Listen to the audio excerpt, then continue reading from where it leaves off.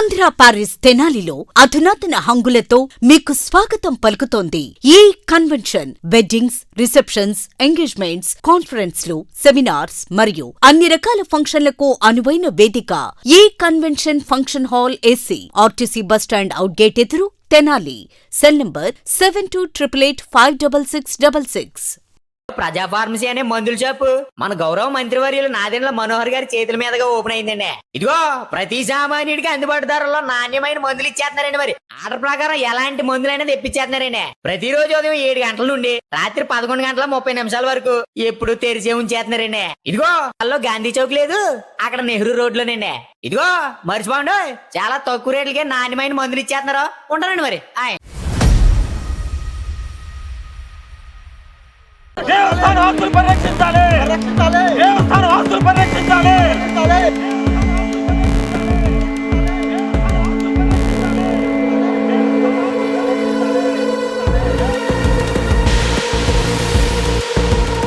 తెనాలి నందులపేటలో ఉన్నటువంటి విఘ్నేశ్వర స్వామి ఆలయానికి సంబంధించి ఉన్నటువంటి దాతలు ఏదైతే దాతలు ఈ ఆలయానికి విరాళంగా ఇచ్చారో ఆ ఇంటి విషయంలో కూడా వివాదం నెలకొంది. ఉదయం నుండి కూడా ఈ ఇంటికి సంబంధించి ఇక్కడ నందులపేటలో హైడ్రామా అనేది కూడా నడుస్తూ ఉంది.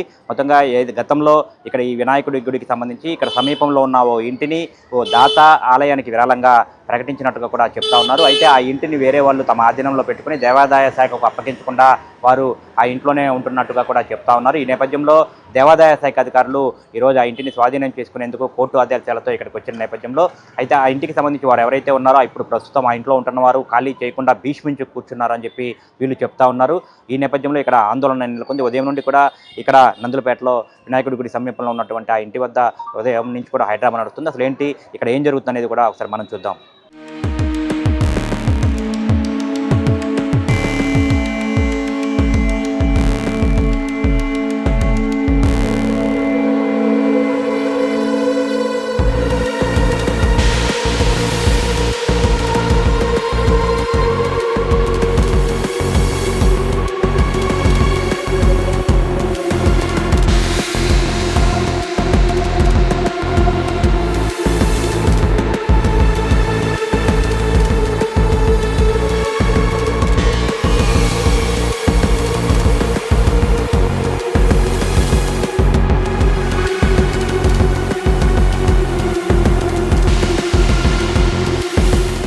నా పేరైతే గిట్టిపాటి సమతానండి. ఈ ఇంటి మీదకి వచ్చారు అందరూ, గుడి ట్రస్టీలు కానీ తెలియదు నాకు. ఈ గుడి ట్రస్టీలు అని వీళ్ళందరూ నాకు తెలియదు అసలు. పోలీసులు వచ్చారు, పనోళ్ళు వచ్చారు. ఎందుకు వచ్చినట్టు మరి? అంతమందిని వేసుకొచ్చారు. నా భర్త అనగాని నా బావ కానీ రౌడీలు కాదుగా. రౌడీలు అయితే చెప్పండి మరి. నా భర్తగా రౌడీ కాదు, నా బావ రౌడీగా. సరే మేమేం రౌడీ షీటర్లమా? ఎందుకు తీసుకొచ్చినట్టు ఒకసారి మాకు ఇన్ఫర్మేషన్ ఇవ్వచ్చు కదా. మేము వాళ్ళ నాన్నగారు 10 ఏళ్ళకు ముందు వేసామంటున్నారు, 9 ఏళ్ళ ముందు వేసామంటున్నారు. అప్పుడు ఎందుకు మరి ఇది చేసుకోలేదు? అంతమంది అప్పుడు రావచ్చు కదా సార్. ఇప్పుడు మా పరువు ఎందుకు తీయాలి? ఇక్కడ వాళ్ళందరూ తెలుసండి. నేను అసలు ముందు ఏ ఒక్కళ్ళు ఇన్ఫర్మేషన్ నాకు ఇవ్వలేదు. నేను రాత్రి అసలు పొద్దునే వచ్చింది. అసలు నేను ఊరి నుంచి కూడా 3ంటికి వచ్చాను నేను. ఏంది పరువు? నేను ఈ పరువుతో రోడ్డు మీద బతకాలా? ఏదైనా వేసుకొని సద్దామంటే వీళ్ళందరూ ఆపుతున్నారు. మరి ట్రస్టీ వాళ్ళు మాకు తెలియదు అది ట్రస్టీ కిందని. మొదటి నుంచి నాకు తెలియదు ఇది ట్రస్టీ కిందని. ముందు నాకు తెలియదు ఇది ట్రస్టీ కిందని తెలియదు. తెలియదండి నాకు. మేము కోర్టు ఆర్డర్ తెచ్చుకున్నాం చెప్పలేదండి, అస్సలు చెప్పలేదండి. మేము వాళ్ళు తెచ్చుకున్నాం అంటున్నారు, వాళ్ళు తెచ్చుకున్నాం అంటున్నారు. మరి నాకు తెలియదు, అది ఏది తెలియదు అనే చెప్తున్నానండి. ఆయన ముసలాయన కూడా నాకేం చెప్పలేదు. ఆయన పెళ్ళప్పుడు ఆయన చెప్పాడు ఇది ఇస్తానని. నేను ఊరి నుంచి వచ్చిన తెల్లారు కట్టే. నేనైతే 700 ఇది ఉందా అని చెప్పారు మాకు. అది ఎవరికి ఇన్ఫర్మేషన్ లేకుండా ఎవరికి చెప్పి మీరు ఎట్లా చెప్తున్నారు? ఇట్లా ఇప్పుడు తాళాలు వేశారని అంటున్నారు. మా రక్షణ కోసం మేముందా 5 ఆడాళ్ళం లోపల, ఎవ్వరూ లేరు. మా రక్షణ కోసం మేము తాళాలు వేసామండి, కాదని మేము అంటల్లా. వాళ్ళు పనోళ్ళని తీసుకొచ్చారు, పొలుగులు పారలు అన్నీ తీసుకొచ్చారు. అన్నీ సమస్తం అన్ని పక్కాగా వచ్చారు. ఏదైనా చేసుకుంటే గారిది పూచి అంతే. ఆ అమ్మాయి పరువు నష్టం దావా కింద ఆ అమ్మాయి పెట్రోల్ పోసుకునేదే అంటుంది. మాకు ఇన్ఫర్మేషన్ ఇవ్వకుండా మీరు ఇట్లా ట్రస్ట్ ఇది ట్రస్ట్ కింద ఇది అసలు మా చేయడం మా పరువు ఎందుకు సబబేనా? తీశారు? మా పరువు సబబు కాదు. ఎందుకు తీశారు మా పరువు? మా అక్కకి ఏదన్నా ప్రాణహాని జరిగితే ట్రస్ట్ అందరి మీద మొత్తం వచ్చి బాధ్యత మీ వాళ్ళ మీద వాళ్ళకే. పెడతాం మేము. మొత్తం వాళ్ళకే. అందరి మీద పెడతాము. ఇది అదే. మాత్రం గ్యారంటీ. ఎంప్లాయీస్ ఉండి మిగతా వాళ్ళ పక్కకి వెళ్ళండి. ఎండోమెంట్ డిపార్ట్మెంట్ వాళ్ళు ఎండోమెంట్ వాళ్ళు ఉండండి, మిగతా వాళ్ళు పక్కకి వెళ్ళండి. డిపార్ట్మెంట్ వాళ్ళు ఉండండి, మిగతా వాళ్ళు పక్కకి వెళ్ళండి. అర్థమవుతుందా? టెంపుల్ పూజారి పక్కనండి, వాళ్ళు టెంపుల్ అర్థంగా చెప్పేది ఖాళీ చేయాల్సింది డిపార్ట్మెంట్ వాళ్ళు. మీరు కాదు, మీరు వెళ్ళండి. తెలుగులో అర్థం కాకపోతే టెంపుల్ దగ్గర చెప్పండి, హిందీలో చెప్పండి. అందరు టెంపుల్ ఉండండి. మీరు ఎవరు గురిగారన్నా మా మండలంలో ఉండండి, మీరు వెళ్ళండి చెప్తాను. టెంపుల్ దగ్గర ఉండండి, అందరూ టెంపుల్ దగ్గర ఉండండి. మన డిపార్ట్మెంట్ ఇప్పుడు అయినా సరే కోర్టు సరే మీరు రిపోర్ట్ ఇచ్చుకోవాలి కదా. అది బ్లాగ్ ఓపెన్ చేయించండి, వస్తాడు. వచ్చి వాళ్ళు ఏదైనా పంచనామా రాసుకుంటారు. రాసుకొని వాళ్ళు చెప్పారు కదా 2 వీక్స్లో మేము ఇట్లా కాల్ చేస్తామని ఒక వీడియోగ్రఫీ తీసుకుంటారు. అసలు వీడియోగ్రఫీ తీసుకుంటారు. దాని తర్వాత వాళ్ళు ఇంటికి దానికి సంబంధించి చెప్పుకుంటారు. దాన్ని వాళ్ళు పాలు చేసుకుంటారు. అది చేయాలి. కానీ ఇప్పుడు మేము ఇప్పుడు పగల రైట్ కూడా ఉంటుంది, అందరికీ ఉంటుంది. ఒక పోలీసుని కానీ ఒక గవర్నమెంట్ అధికారిని ఆపితే అది బ్రేక్ చేసి లోపల వెళ్ళే హక్కు చట్టంలోనే ఉంటుంది, చట్టంలోనే ఉంటుంది. ఇప్పుడు నేను అక్కడ లోపల పేక కడుతున్నాను అయ్యా, లాక్ చేసుకున్నాను. నేను ఇక సరే ఓకే బాయ్ మీరు లాక్ చేసుకుని వెళ్ళిపోతానా? అర్థమైందా? పగలగొట్టి లోపలికి వెళ్ళి సందర్భాలు చాలా ఉన్నాయి. వెళ్ళొచ్చు. కాకపోతే ఇంతమందిగా వచ్చారు కాబట్టి ప్రతి ఒక్క అధికారికి ఎంఆర్ఓ గారు పగలగొట్టుకుని లోపలికి వెళ్ళొచ్చు. ఆయన మండల ఎగ్జిక్యూటివ్ మేజిస్ట్రేట్ ఆయన ఎవరైనా సరే గెస్టెడ్ ఆఫీసర్ అనేవాడు లోపలికి వెళ్ళి చూసే రైట్ ఉంటుంది.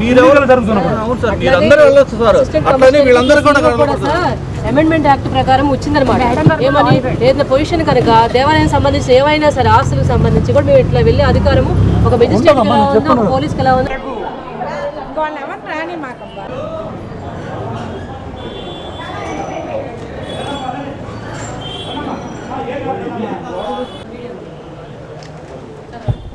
ముప్పై సంవత్సరాలుగా మేము ఈ ఇంట్లో నివసిస్తున్నాం. యావత్తును ఈ రోజు నుంచి 2 వారాలు అనగా గడువు అడిగాము.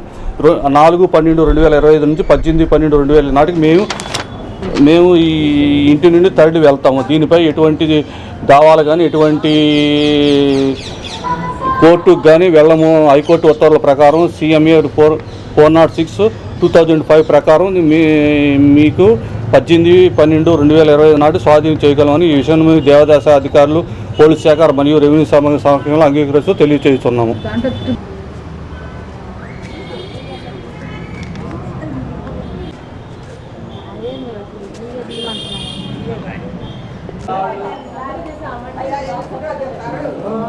తెనాలి నందులపేట విఘ్నేశ్వర దేవస్థానానికి సంబంధించి విఘ్నేశ్వర దేవస్థానం 1904 సంవత్సరంలో ఏర్పాటు చేయబడింది సోము బసవయ్య గారి చేత.